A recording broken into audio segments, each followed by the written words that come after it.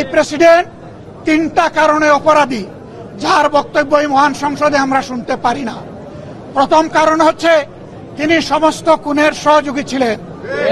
তার আমলে যে খুনগুলো হয়েছে, একটা খুনের বিরুদ্ধেও তিনি শাসক গোষ্ঠীর প্রতিবাদ করেন নাই। সেই খুনের তিনি কোনো ব্যবস্থা গ্রহণ করেন নাই। প্রেসিডেন্ট রাষ্ট্রের অভিভাবক হিসাবে তিনি জঘন্য অপরাধ করেছেন রাষ্ট্রের নাগরিকদের প্রতি। দ্বিতীয় কারণ ছিল, আপনারা জানেন, আগস্ট মাসের 5 তারিখ 24 সালে তিনি জাতির উদ্দেশ্যে ভাষণ দিয়েছেন।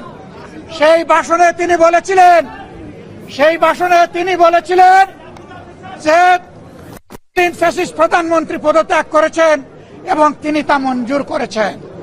পরবর্তী পর্যায়ে আপনারা দেখেছেন, 2টা মিডিয়ার সাথে সাক্ষাৎকার দিতে গিয়ে তিনি তা অস্বীকার করেছেন, নতুন গল্প সামনে নিয়ে এসেছেন।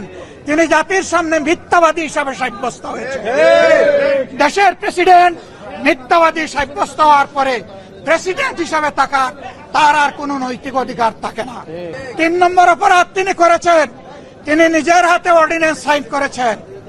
এই জুলাই অভ্যুত্থানের পরে ফেব্রুয়ারির 12 তারিখ নির্বাচন হবে। নির্বাচনের পরে যারা নির্বাচিত হবেন তারা 2টা ক্যাপাসিটিতে নির্বাচিত হবেন।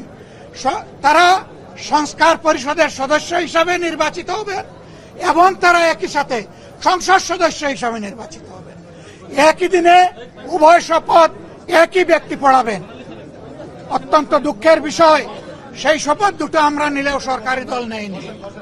তার প্রথম দায়িত্ব ছিল গেজেট প্রকাশের 30 দিনের ভিতরে সংস্কার পরিষদের অধিবেশন ডাকা। তিনি সেই অধিবেশন ডাকেন নাই। গণভোটে হার পক্ষে ভোট দিয়েছে 70% মানুষ। তিনি 70% জনগণকে, দেশবাসীকে অপমান করেছেন। এখানেও তিনি অপরাধ করেছেন।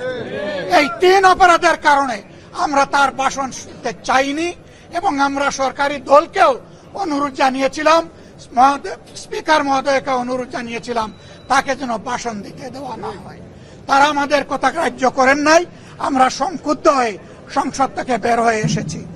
আমরা আগামীতে এই সংসদে কোনো অন্যায়কে আমরা বরদাস্ত করব না এবং মেনে নেব না।